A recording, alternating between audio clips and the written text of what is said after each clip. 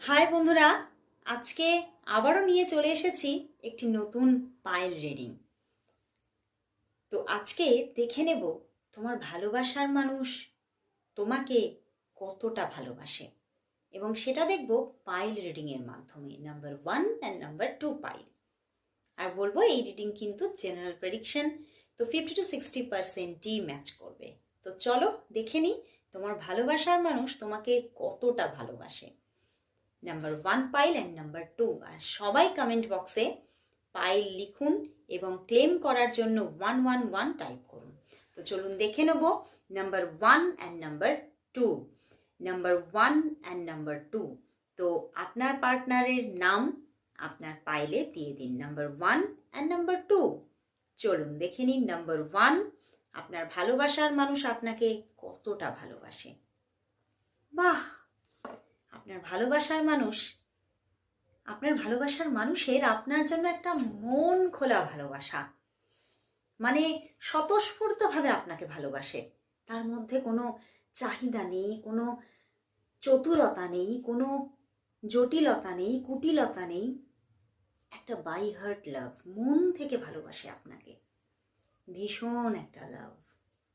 তো অবশ্যই যারা 1 নাম্বারকে চুজ করেছেন তারা 111 টাইপ করুন এবং পাইলেরও নাম্বার লিখবেন। ওকে, তো এবারে দেখব যারা নাম্বার 2 চুজ করেছেন, আপনার ভালোবাসার মানুষ আপনাকে কতটা ভালোবাসে।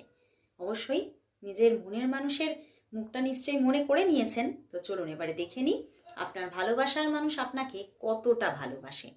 বন্ধুরা, আপনার ভালোবাসার মানুষ আপনাকে ভালোবাসে, মনের মধ্যে তার আপনার জন্য ভালোবাসা আছে, কিন্তু কোথাও সে সেটা আপনাকে জানাতে পারছে না।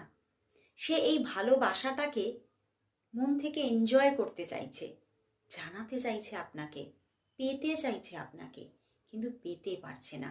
এটা কোথাও তার মনের মধ্যে চাপ সৃষ্টি করছে। মনের মধ্যে ভালোবাসা তো আছে, কিন্তু সে আপনাকে সেটা জানিয়ে উঠতে পারছে না।